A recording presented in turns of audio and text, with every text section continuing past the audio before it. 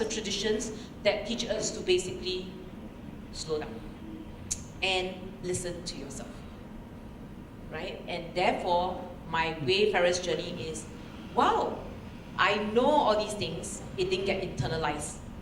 Why? Wow, psychology got so far, but not enough. Why? And that's why today we are marrying the two of them, the coaching, which is psychologically based, plus the mindfulness part, in order to get the results, and also the peace and calmness and clarity that we want in ourselves and other people, right? So, positive psychology, definitely you'll hear more, okay? So this is my influences and my Wayfarer's journey. And I was hoping now to hear about yours, which I can only do after, so sorry, yeah? Lawrence, now I can't go back to the slides. We are all learning, it's a journey. Okay, so the next part is actually your Wayfarer's journey. If you can see that slide, but it's not a big deal. Basically, I wanted you to share, there you go. How did you find your way here? Because this topic is not a normal topic. As you can tell, we still are not the Fed in Singapore. I mean, no one's breaking down the door to get in. So you are breaking down the door to get in, please come sit down. Okay, but the rest of us, okay? So find a group of two, right? And then just share how you got here. I'll now ring the bell and we come back in, right? So take about, I'll ring the bell for each type of person, so 2 or 3 minutes. Okay, so the reason why I decided to use this term, coaching for mindfulness, is to be very clear. I am a coach by profession, and one of the things I do in coaching is to help people go from one state to another state.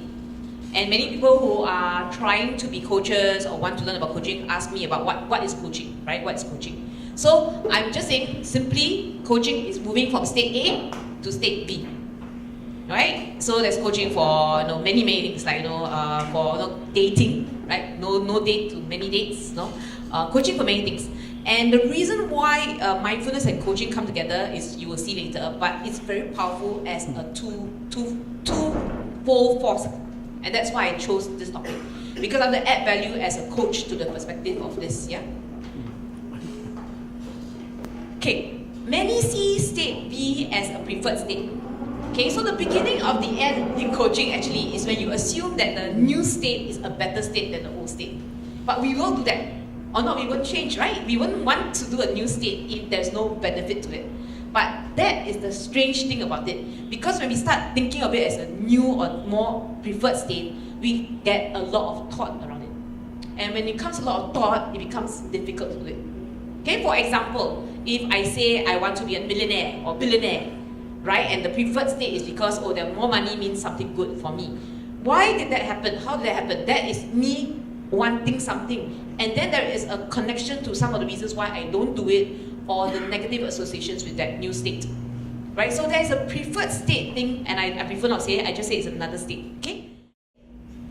Results is what you want to see, right? When you ask to get coached. Supposedly from A to B, the results is when I get B, that's a result. When I don't get B, I'm still at A, there's no result. Right? Something of failed results, whatever that calls that. Okay? Now, at the same time, results can only occur when there is a certain behavior. Okay? So for most things in life, it's not because you were born a certain way, that's why you're like that. So for example, if you're insecure, or not so confident, and you don't go and talk to many people, you may not get a chance to network well. Your behavior leads to less networking. Therefore, the results are you have a smaller social circle. It is not gifted people suddenly have more social circles. When the baby is born, both of you, A baby and B baby, have the same chances. B baby talks more friends. A baby talks less friends. It's kind of like that. Yeah? But this part is what we can see. Okay, so on the surface, this is what is seen. And for most part, we call it the conscious. Conscious means we can be aware. We can be aware of it, right? The underneath, okay, that's why I call it the iceberg, right? Underneath the water is where you cannot see what is going on. And underneath the water is what most of us call unconscious, subconscious, right? These things are going on. The values and beliefs of the person are totally at play. they're very powerful, right? So for example, if I believe that a guy should chase a girl, so if I go out on a dating scene, I will expect the guy to chase me. I will stand still or don't do much or not even give indication, and then the results will be according.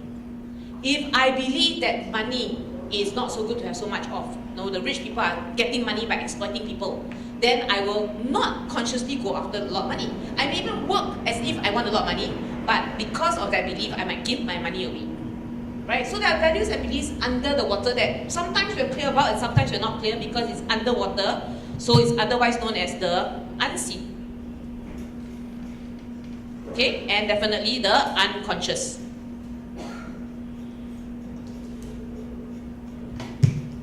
But this is still okay, because values and beliefs, we kind of sometimes say we are a certain value, we are a certain belief, we follow a certain religion, we follow a certain practice in life, our family culture.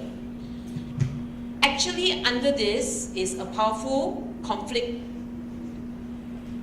This is the social selves. This conflict is the beginning of every answer you need why people don't change. Okay, it's the beginning of every answer why people don't change. Okay, I said today we'll find out about change, right? So why do people not change? Even though they took on certain decisions in their life, right? They don't change. Underneath there are conflicts. Okay, for example, a man who is a husband, right? And also a father, and also maybe Catholic, and also maybe a very high achieving workplace person. All these are his selves, right? He's also a man, right? Okay. Let's say this man undergoes a divorce. There's a divorce in the situation, right? Now, he is still a father, but he may not be a husband anymore, right? But if he feels that this divorce also threatens his fatherhood, right? Because he doesn't see the children anymore, this is two parts of him that have actually supposedly been erased from his life suddenly. Yeah? That's why in times of crisis, we end up being very strange because there's a lot of pain and suffering. Now, let's say he's Catholic, right? I said, would this removal of this situation, like being a divorce, good or bad for him? No. So, even though he may want a divorce, this is conflict. And then this is also a conflict because he doesn't know how to be a father to the children now. Can he still be a Catholic and be divorced? Can he still be a father and be divorced? Maybe he doesn't want to be divorced. And all these parts are basically having a big discussion and you don't know it. As a person, we cannot see this normally. And that's why coaching is such a powerful transaction or relationship. Many times I cannot see in myself the conflict that is very clear for other people to see. Because it oozes out subconsciously, right? Yeah? And that's why you all can see other people's, but they can't see it for themselves because it is so challenging. It's underwater, see, unseen. Yeah? So for example, in the workplace, a woman could be high achieving and she wants the job and she wants to get promoted. But at the same time, she has her desire to have what? To have children, right? And she wants to be a wife. And she's still at the workplace being a high achiever. Can you imagine how this will conflict? Conflict very powerfully. Conflict very powerfully. And that is why there's this dissonance, there's this conflict in themselves. And unless we help them be a bit more mindful of it, they will actually not move in the direction they say they want. So for example, they say, I want to be promoted. But every time they try to do a behavior that lets them get promoted, the other parts of them will pull them back down. Okay? They say they want to be happy now that they are single again. But then they feel guilty because, no, oh my goodness, I know I should have tried to work at a family or something like that. Something will pull them back down. So no matter how much they move forward in terms of behavior, they will get pulled back down by their underlying subconscious. This is what we do a lot of work in the school that I belong to, Behavior Coaching Institute, where we actually have different chairs for them to sit to talk through the different cells that are in conflict. Okay, and this is deeper than most skills coaching, because a skill coaching is say, come, I bring you out on a dating scene and you do dating habits. Yeah, I can pretend, right, to do a dating habit, but internally, if I am conflicted by the actual behavior I'm doing, will it be perpetuated? No. Will the change be sustained? No. Right? Now, I'm not going to talk about this because you all get it, all of you. I'm going to talk about the power of the mindfulness part, which is here. Underneath all of this is the 100% you or self. Because when we were born as babies, right, and you see a child, you see only a child full of potential. You see 100%. You say to a child, you can be anything. You know, you're amazing. Your gifts, God's gift. You've got strong spirit, whatever. You just say, wow, so amazing, right? Then the child takes on social roles. So at 3 years old, suddenly you tell the child, you're a boy baby, you can't do that. You're a girl baby, you can't do that. Oh, you're a Chinese baby, you can't do that. You're an Indian baby, you can't do that. Or you can do this because you're this type of baby, and you're this type of baby, you can't. So then suddenly the 100% potential becomes what? Limited. Not by the ability of the child, but by the ability of the child's version of what they can and cannot do. Right? And that's okay, because I'm not saying everybody should go around changing culture, changing nationality. No. I'm just being very aware that when they say that, when they cannot do what they want to do here, it's because here they said they cannot do it. And they are not mindfully and self-awarely able to see that. And that's where the mindfulness practice comes to play. When I do my work with my clients, I cannot talk to them about this until I remind them about this. And I remind them to come together in a mindful practice for themselves so that they can see this conflict arising or hear it in themselves. Right? So 100% potential means it is possible for any behavior. There should not be a behavior you cannot do if only it's a behavior. Right? If it's only a behavior, it's possible, right? It's behavior. Right? Making more money is just a behavior. Going and do something. Dating is just a behavior. Eating less is just a behavior. There is no good or bad. There is no magic trick. It is a behavior. When it's not done, it's because somewhere here there's a conflict. And ironically, there's no such thing as this as well.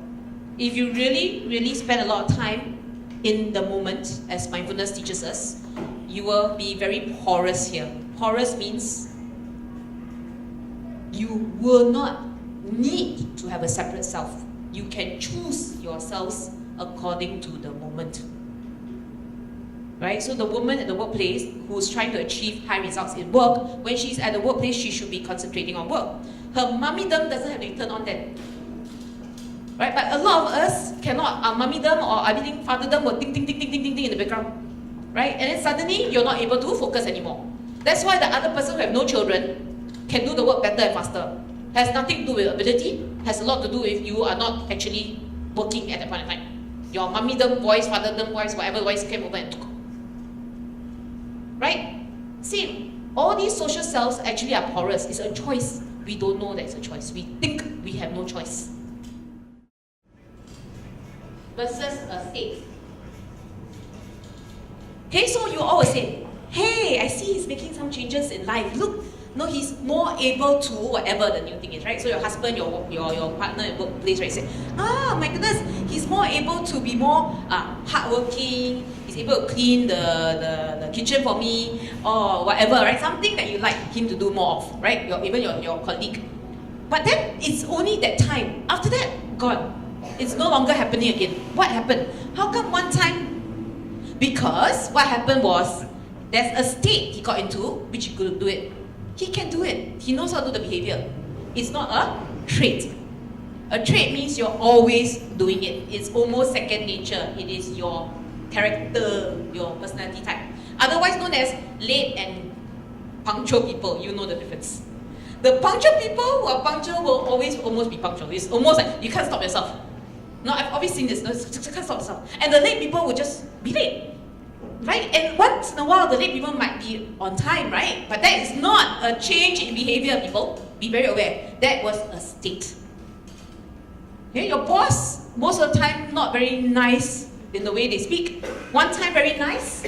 State, not trait. Okay? How come? It's not that they can't. They don't know how to make it a trait. So the neuroscience of this coaching and the mindfulness will help you rewire your brain and other people's brains to make it more into a trait. Now in coaching arena and the personal development world, a distinction is one of the best things to get. We call it insight. So distinction and insight will be words we come up often. You were doing something with this person or situation forever. You were always doing it this way, this way, this way, this way. And then one day you realize, oh. Yeah, you see, you all get it. The O part is the O. It's the, suddenly you see it differently. For why? Because you're the distinction. So I can share one of mine because it's easier. I have a tendency to mentor everybody because I came from a teaching background. So I teach, right? I taught before. So when I first came out to work, right, I worked a lot of times and I worked with a lot of young people. And what happened was, in the end, I ended up becoming their teacher rather than their friend, right? Or not an equal, no. It became like I was still teaching them. And I was like, why will we have this relationship where, you know, they're dependent on me, they're asking me all these questions, they're not doing the thing by themselves, and who's to blame? I was dancing the teacher dance. So I was dancing the teacher dance, they dance the student dance. Right? It's a two-step. If I can only do, they will do back. I said, but it didn't strike me because I was so used to my trait that I couldn't undo it. Even though when I wanted an equal relationship with them as peers in the workplace or friends on the street. Right? What happened was I got stuck. So the thing is, these distinctions are after you are calmer, clearer, you can see one thought from the other thought and go, oh, this one is not a real thought that's good. This one is better, this one's a bit weird. That's what we are looking for when we do mindfulness. Yeah. So that's why I think most of the times it's not that we don't know how to change. We all know how to change and we know how people change. We just don't know how to do the mechanism. So we're going to talk about the mechanism now. But I'm going to just summarize because you really did get it. Okay? If you just look at this example, A moving to B. Firstly, you need to be ready, right? So you need to know yourself. And that's because a lot of the social conditioning outside tells us we want to go to B, but actually we don't. Okay, and then a lot of people spend a lot of time trying to get to B, and then very disappointed when they don't get to B, and they say, oh, it can't be done, I can never change. That's because you don't want to change. Okay? We can talk about that more in the webinars when we have a smaller group, and in detail when we have our case studies. Because we're going to try and case study ourselves or someone else, why they will change. Okay? One. Number two, along the way, right, of this change, which is a state, right, they are trying to change, get it? If they're not self-aware, if they're not able to have clarity and they're not able to have the need to change, they will drop halfway through. This is precisely where we need them to calm down. Because this is where the conflict will arise. So I'll show you mechanism-wise how that happens and you get it. Yeah, so perfect, very good. And the other thing that you were mentioning, skills coaching is like tennis. Tennis skill to learn the tennis stroke. Got it. But there's also states. If you play tennis and you're in the nervous or less confident, you cannot play out the real skill. But there's also transformation.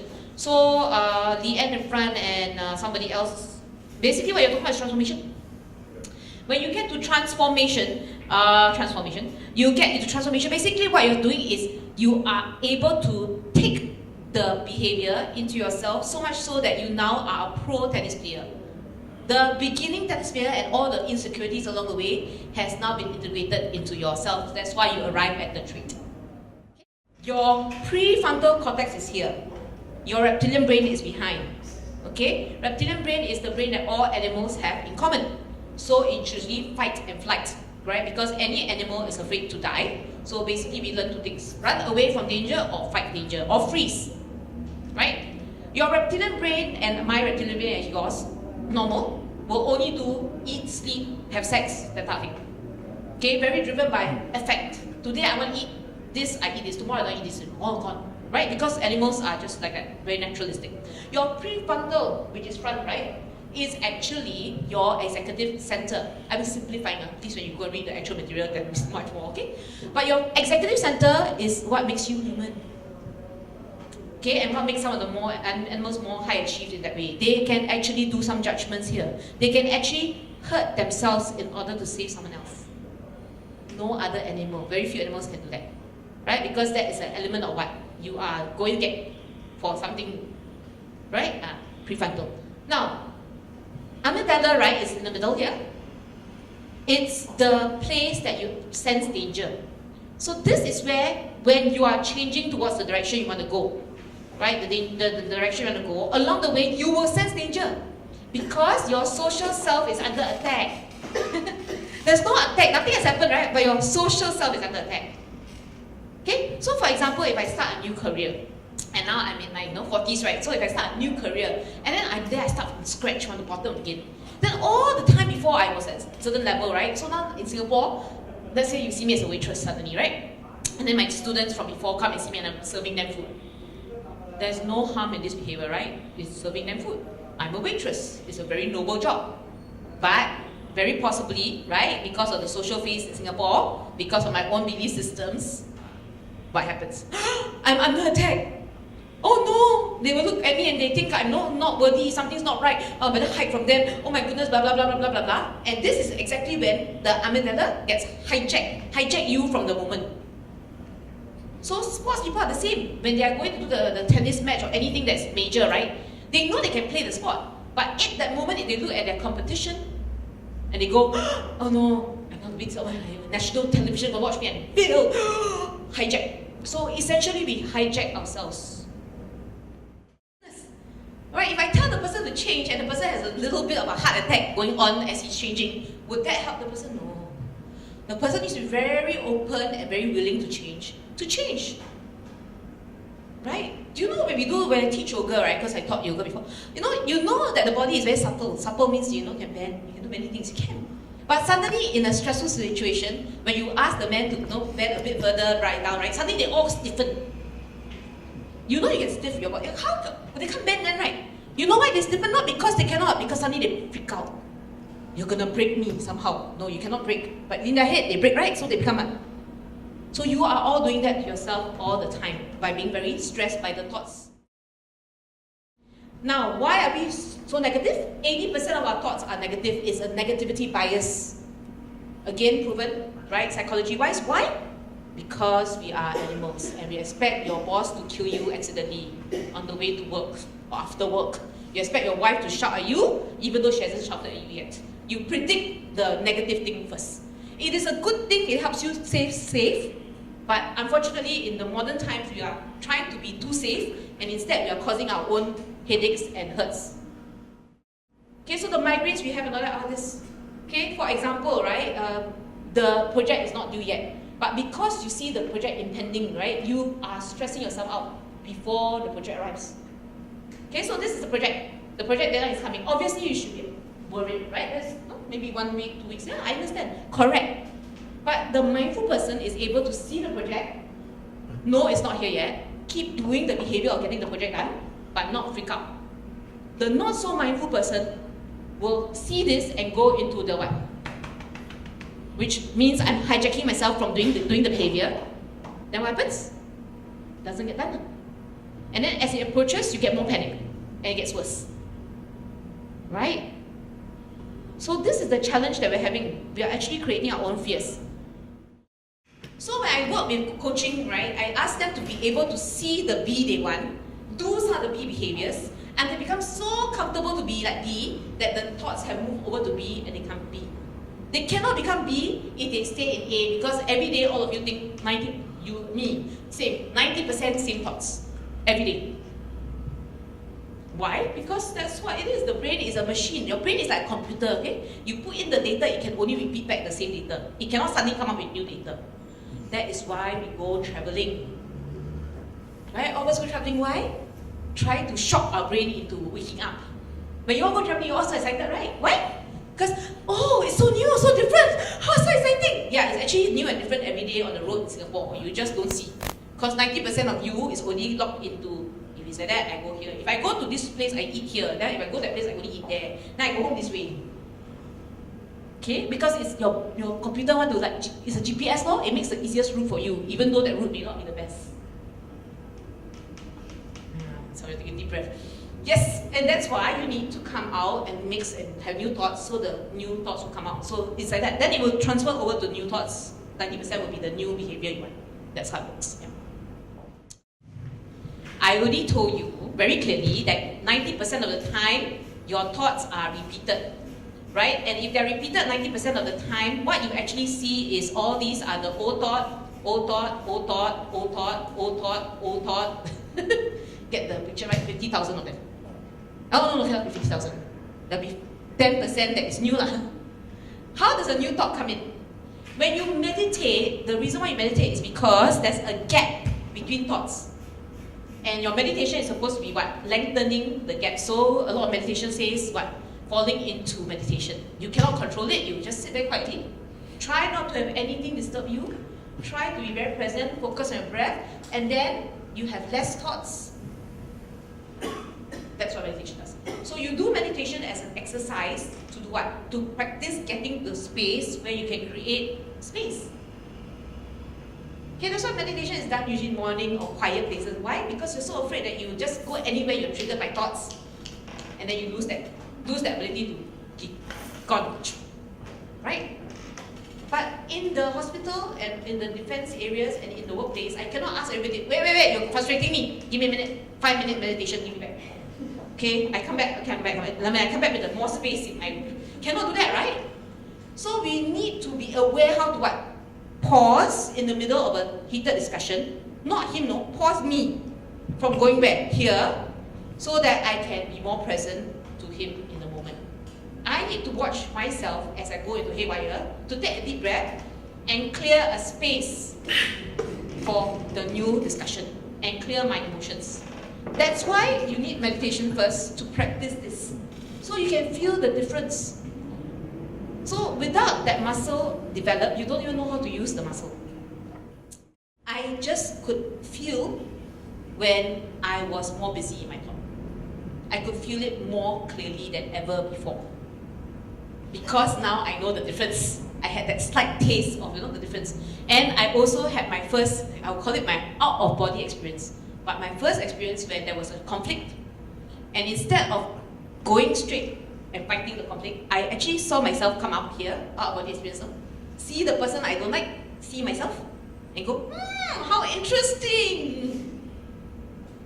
Right? And that's called detachment in some words, observer, third-person perspective.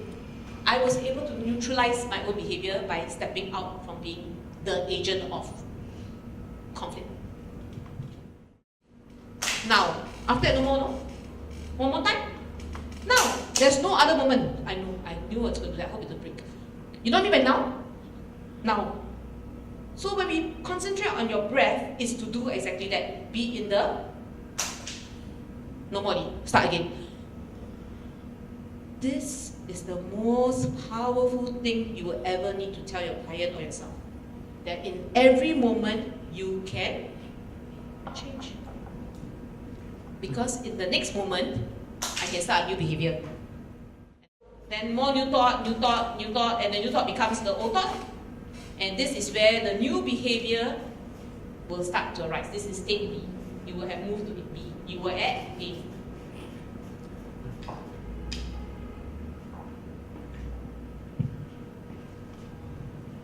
The only reason why you're not acting like a teenager now is because you no longer do teenager behaviors. You will say, no, because I'm older. No. I assure you, some of us here, if we dress up, we still might look like teenager. And you can go out and pretend to be teenager because all you need to do is what? A teenager behavior. It will be a what? Old thought. But some of us have progressed and have new thoughts, and so we have become different, otherwise known as supposedly mature adults. Right?